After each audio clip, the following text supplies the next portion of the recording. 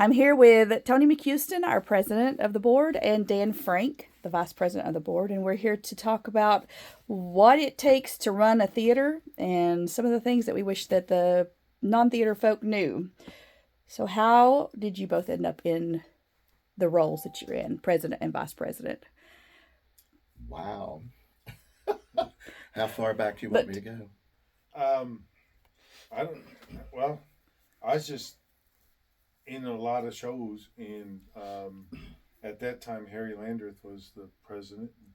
He asked if I wanted to be on the board, so I took a role on the board. And then after the first year, I don't know, I must have did good or didn't do anything, so they promoted me. I was voted vice president for a couple years. Then I was voted president for a couple years, and then took a year off. Came back as vice president and been there since. So it was a task. It's fun. Yeah. Um, well, I'd been on the board. Actually, I was on board as vice president back probably in the early 90s, before there was a building, and or probably before that, sometime in there, wherever we didn't have a building, and I was vice president at that point. And then later years, from after we got the building, I was asked to come on the board again, and because of my work schedule, I wasn't able to do what I'd like to have done with the theater, so I stepped off. And then in 2019, Harry asked me to come back on the board, and so I came back as a member. And then later that year, because he was stepping off, he appointed me president, and then so I've been president, and I guess my board likes me a little bit, so they vote me in every year. So I've been president for a while. was this something you've always thought you wanted to do? Was be on a board of a theater, or is this just like I'm part of the theater, might as well do it? I never, it wasn't anything that I would have thought that I would do. I mean, I've enjoyed acting. I did a little in very little in high school. It was after I got out of high school that I got back into it and was kind of using it more as a hobby. And then with the jobs I had, it was more of a therapy. But getting into it like that, I enjoy it. I enjoy the aspect of acting part of it, and then got into directing a little bit. Wasn't anything that I wanted to or had a desire to do to be on the board, but now that I'm here, I think I feel like it's something that I want to do, but I also want to make sure that if I can help in any way to make the theater prosper. Dan. Uh, Same. just about the same. I always wanted to be an actor and a director, and obviously I've been doing that. And being on the board actually helps you do that more sometimes when you're not really prepared to. But it again, like Tony said, the aspect of helping the theater continue. We were threatened for a couple of years there where we might not have been able to keep the doors open, especially when that sickness went around, the COVID. But with the flood that we had, very tasking, but the doors stayed open. And the fact that they stayed open meant a lot. And now being part of it after those doors are been wide open and trying to rebuild is just, it's a task, but it's rewarding. Dan, what was your first experience with this theater? His play. Which one? 12 Angry Men. Oh, I had moved down here in '06. I had been in community theater and in college theater in Illinois. And my wife down here said, well, I know somebody in the theater. And it took 2 years to get introduced. But when she introduced me to the vice president at the time, Tony was directing 12 Angry Men and needed a cop or a Bailiff. bailiff. Mm-hmm. Bailiff. So they asked me to be in it. Had one sentence, and from there it just kept going. Tony, what was your first experience That was the first time that we'd met too. Oh. So, my first experience with Tennessee Valley Theater. First experience was in 1978 when they it still speak English. yeah, it's like when it was first chartered, and it was ran out of Dayton, and they did most of their plays in the old Dayton City School auditorium. And my first adventure into acting in that there was it was Diary Van Frank, and the guy that had started the charter and was running the theater at that time. He also was running the local radio station WDNT at that time in Dayton, and he stopped me and asked me he needed a cameo part for a soldier. I didn't have any lines, just yelling and taking people and dragging them down the aisle, that kind of thing. But I did that, and then the next play they had, I auditioned and got one of the lead roles. Just kind of, flowered after that, I guess. What goes into putting on a single show that most people would never think about? Okay. Well, first of all, you have to have auditions and try to get the number of people that you have to cast. Right now, that's tending to be a task, and I think pretty much all the theaters, unless you're a paying theater, being a community, nobody gets paid as volunteer. That's a hard thing now. But then you have the expense of it, buying the scripts, buying the royalties, creating a stage. Sometimes there's money that's needed or items that are needed for props and clothing and all that you don't have, and you got to somehow go out and find them to get the right look, to get the right fit. And then you have your advertisement. If you don't have newspapers for the most part, we used to use newspapers quite a bit. It's all digital, and sometimes the digital falls through. So there's a lot that people don't realize goes into just getting that together, and then you have a month and a half to 2.5 months of rehearsals of people showing up and getting their schedules in mesh to be able to put on a good show, and sometimes that becomes a problem. People aren't able to make it all the time, and or life happens and they have to take a day off, whatever, but there's a lot to it. When a season is announced, like when we announce our season, what is happening on our end that audiences have no clue is happening? Well, that's this. Normally, we try to either a half a year, sometimes a year ahead of time, trying to go through scripts, trying to find what would fit what our theater can do. Then trying to go through those. We read through those. We have readings with the group, with our board, and whoever would like to come and read through if we like it or not, and try to get a filter of the good, bad, and ugly. And then we try to pick the plays that we think will do really well, and then that we can afford. And I like to reiterate a part of what Dan said. I have so many people to come and say, well, y'all just get a book and you do the play.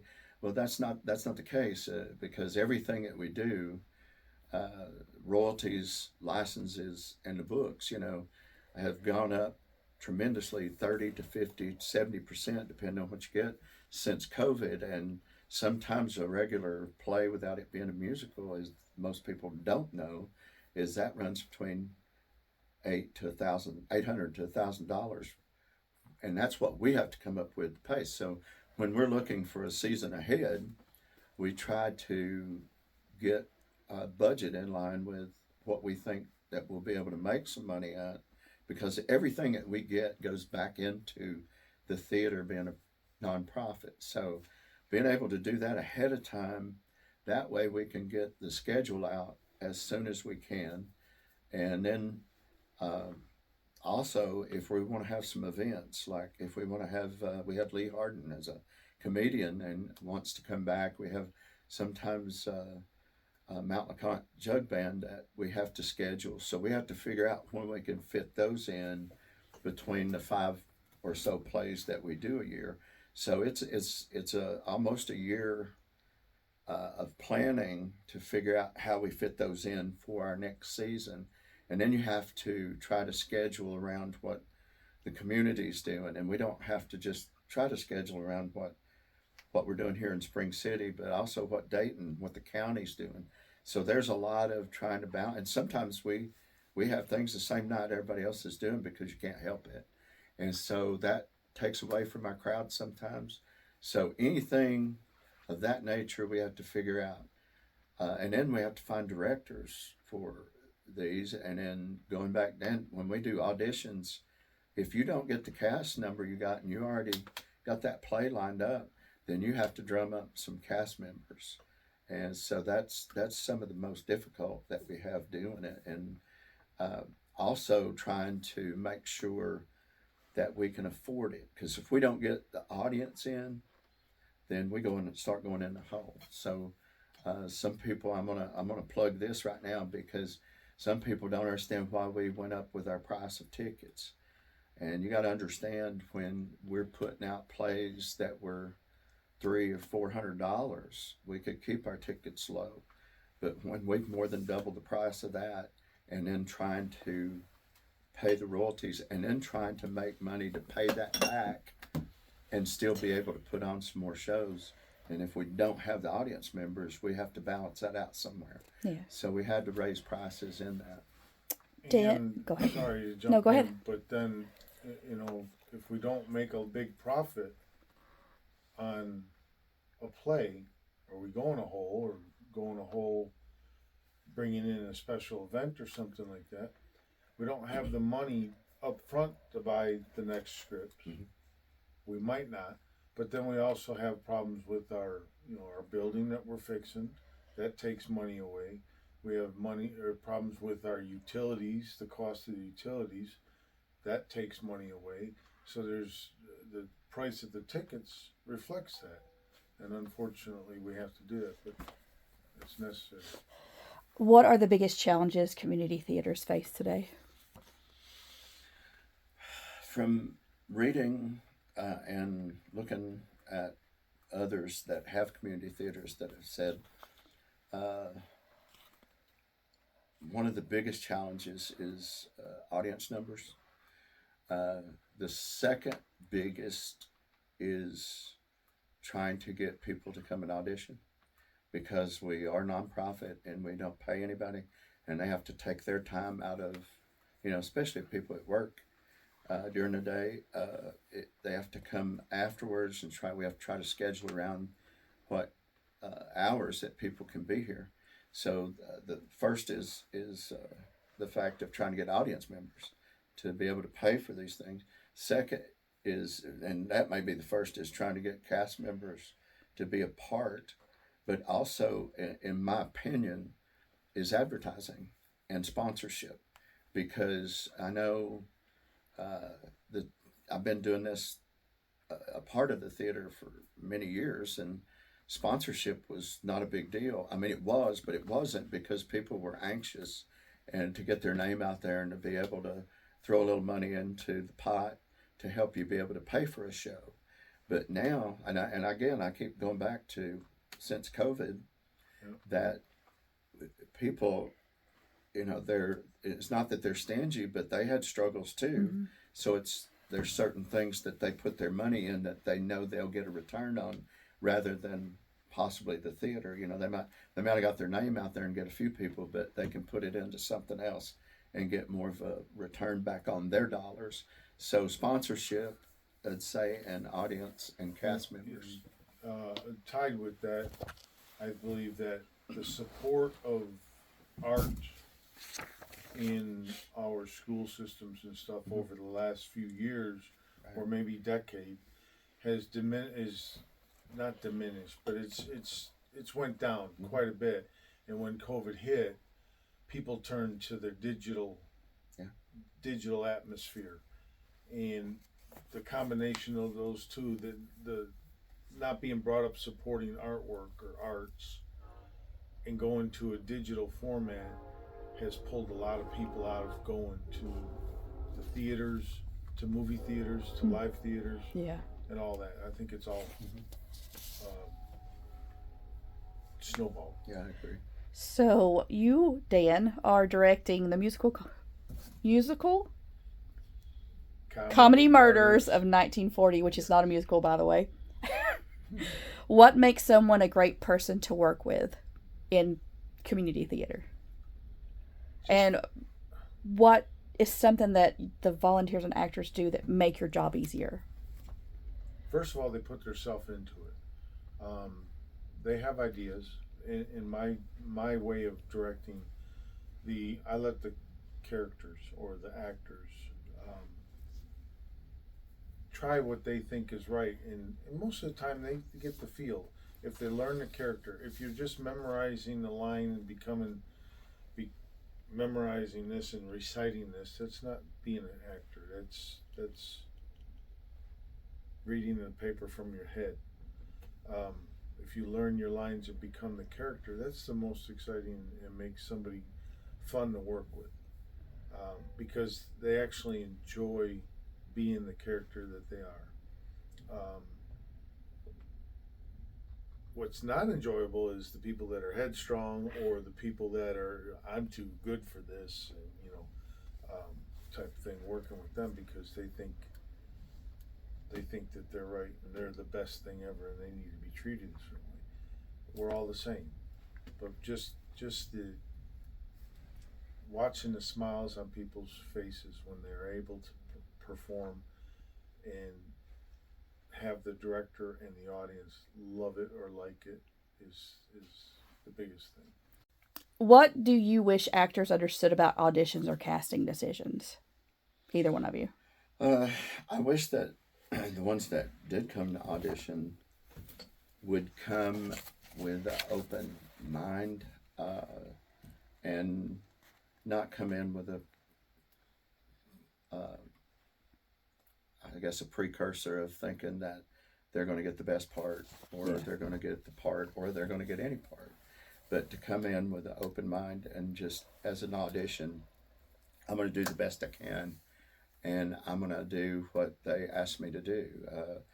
I know some people come in and they're what they call prima donnas, and they think they're God's gift to the greatest actor in the world or whatever, and it's easy to turn them away, or to make them cry, or to make them like, well, that's not the part I wanted, so I'm not going to be in it, kind of thing. But I think if they come in with an open mind, knowing that, okay, I may get a part, may not, it's okay. It don't mean that I was bad. Doesn't mean that I was ugly or whatever. It means that you might not have fit the part that the director was looking for. And there's sometimes we have an idea of, and nothing against anybody that acts or anything, but the directors have an idea of the type of character they want, even though the book might say, the script might say a particular thing. You want to go with that as much as possible, but there's a certain person that might fit that role better than somebody else, and you can see that in an audition. And so I know that a lot of people come in with, they'll have their monologue or song, whatever, prepared, and that's good. I'll let them do that. But I also want to see what they can do to be able to, can they take stage directions? Can they be coached? And you can find all that out when you do a particular audition of doing a cold read or getting them on stage and letting them do a few things that you asked them to do. And you can tell if they will be flexible, if they'll be coachable or not. And that depends too, as far as me as the director, deciding if that person is going to be right for any role. If they can't take direction, they then that's going to be hard for me to put them in a spot. Dan, how can someone get more involved if they're nervous or new? Just face the fears. Just get up there and do it. Whatever it takes. If it takes looking up in the sky and talking, that first time on the stage changes a lot.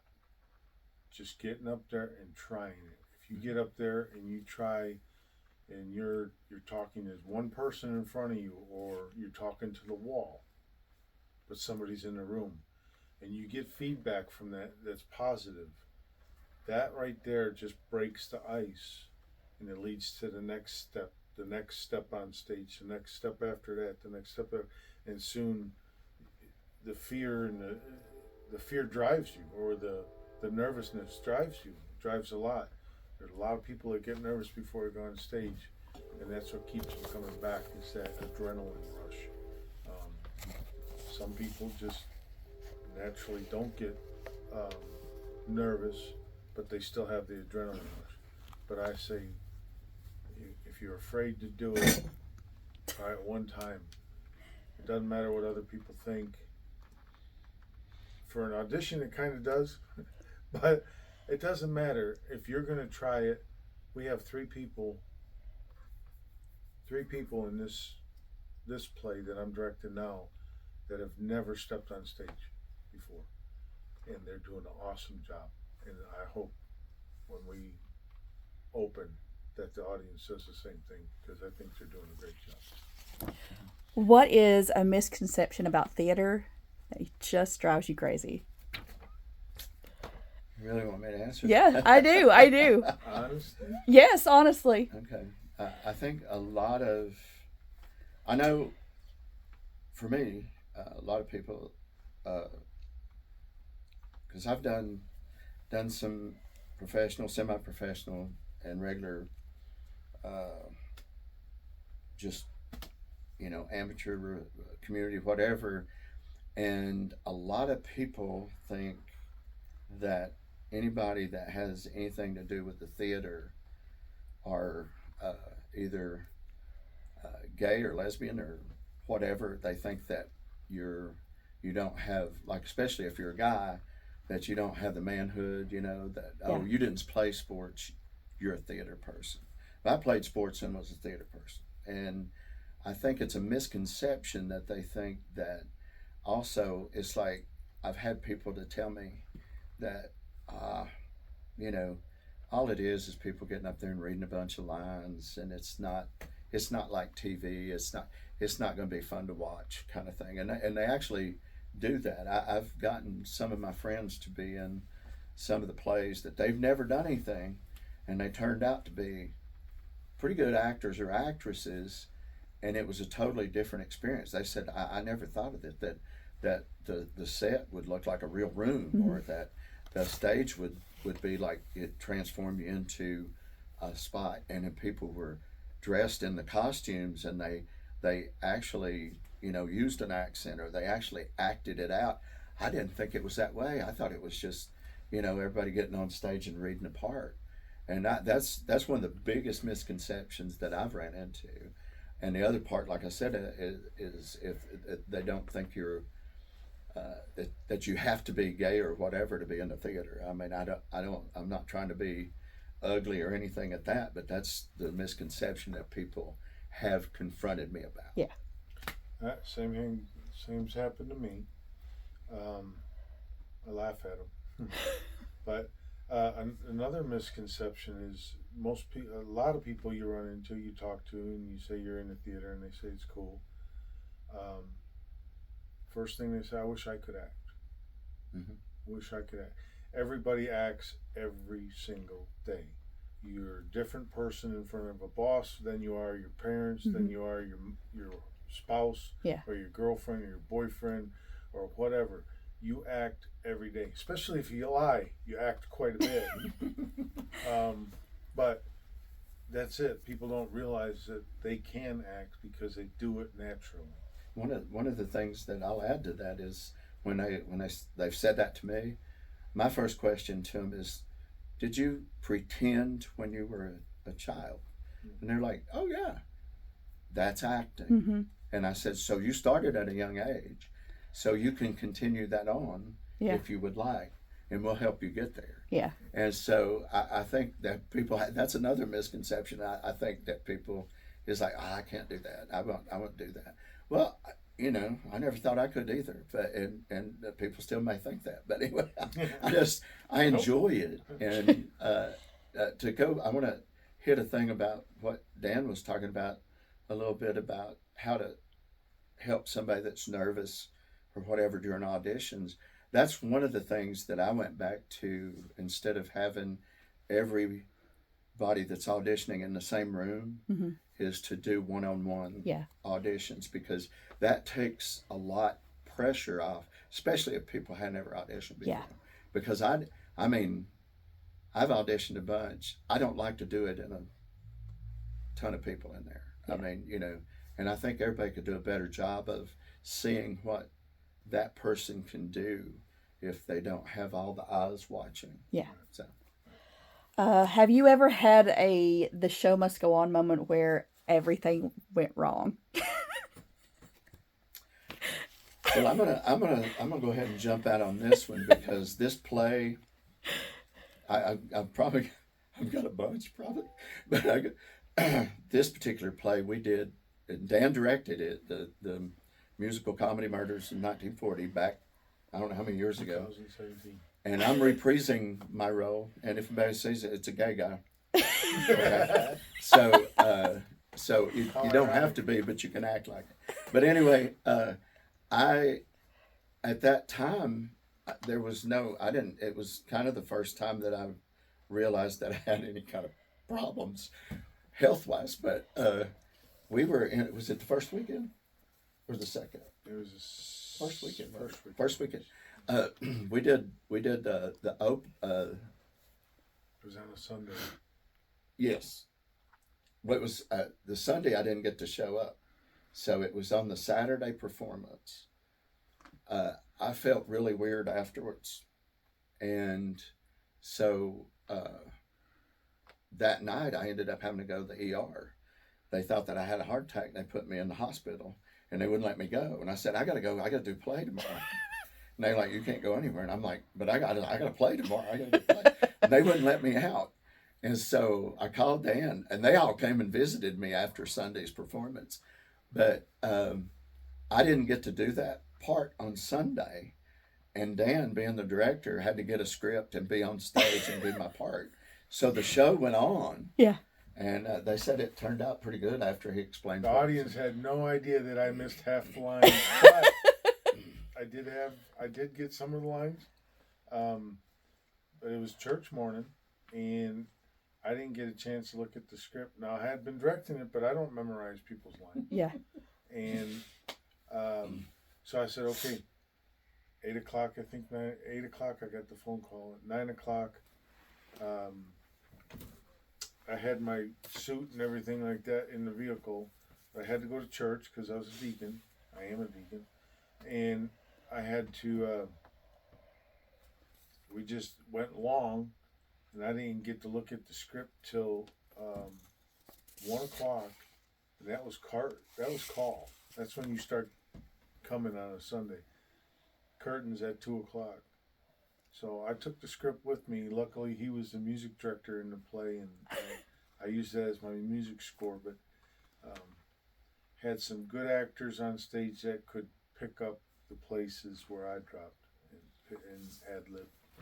So I think my favorite "The Show Must Go On" moment was, I don't know if it was, I think it was the murder room where April's hair got caught in Dakota's vest, and they couldn't get it, and I had to come on stage. I was the director, by the way, and to come on stage and rip her hair out Yes. so that the show could go on. Oh my gosh. And she wasn't any help because she was laughing She was, so and, hard. but she was supposed to be dead. I She know, but she couldn't. couldn't quit laughing.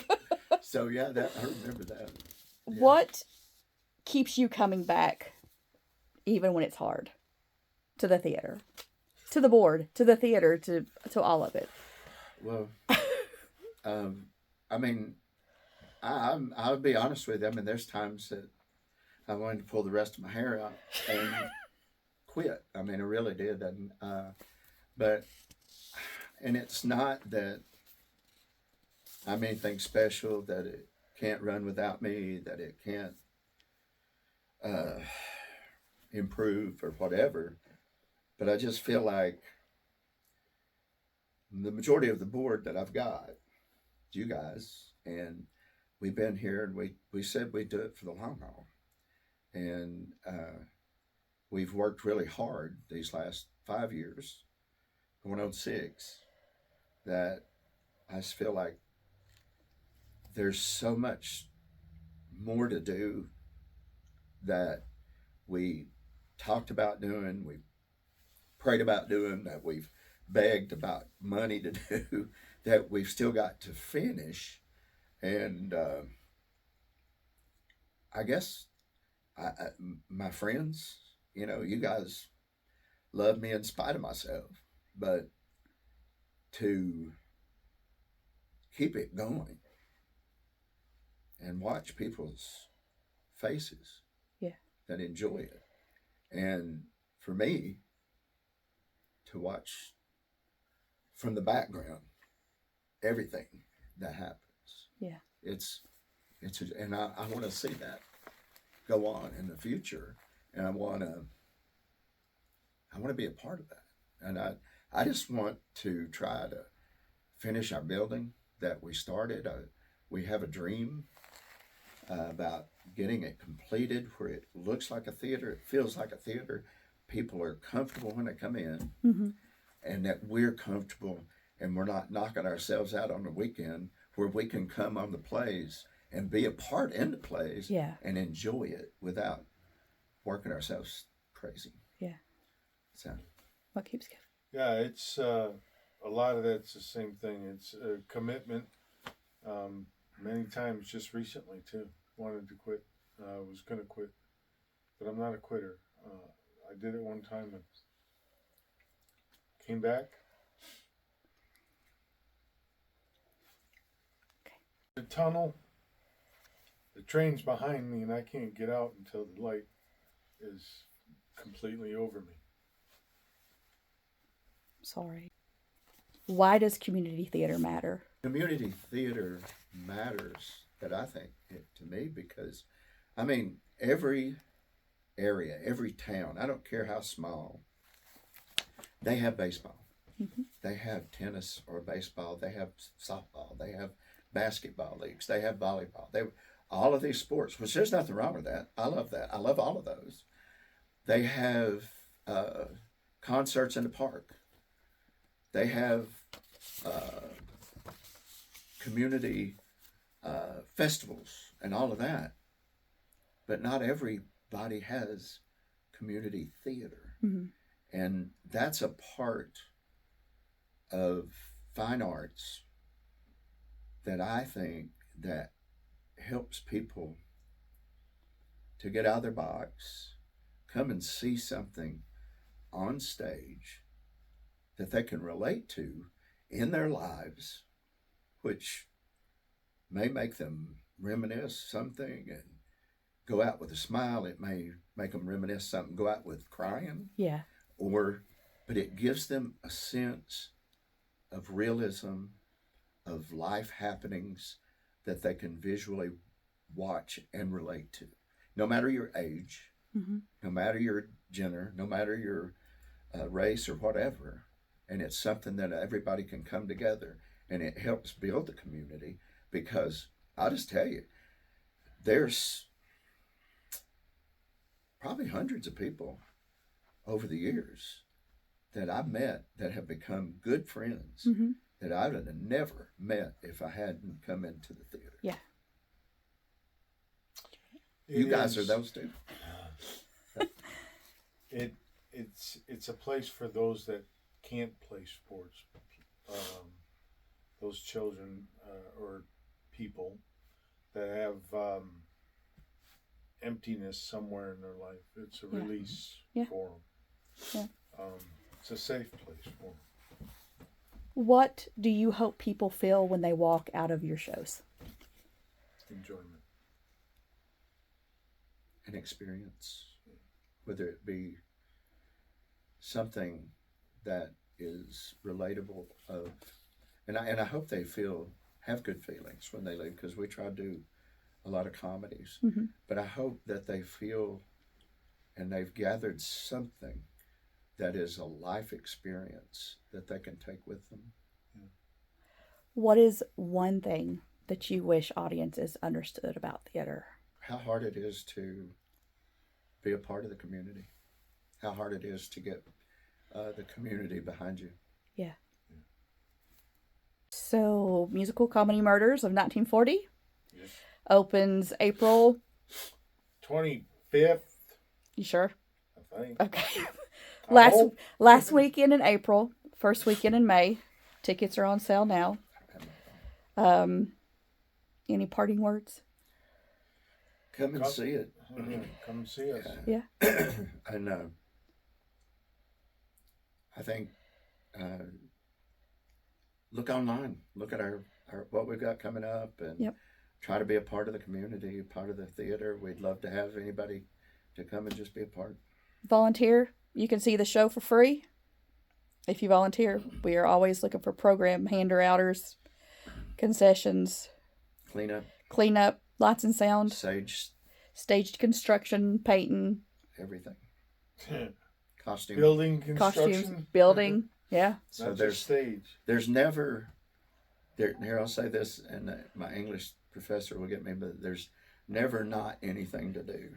And so there's always something that everybody can do, whether you can act, whether you can't, that you say you can, but I mean can't, but you can. But anyway, whatever you want to be a part of, hand out programs, a big thing, helping us in the concession, cleaning, vacuuming, taking out garbage, that's a big help for us.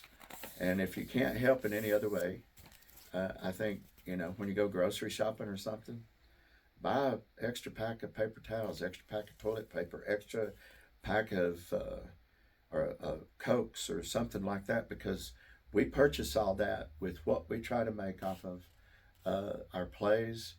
And like Dan said earlier, trying to buy that next royalty or license, we have to make pretty good from audiences, and we also have to furnish our concessions. So that costs money, and toilet paper and all that. Yeah. So if you just don't want to do anything else and you want to drop a pack of toilet paper or something by, we'll take it.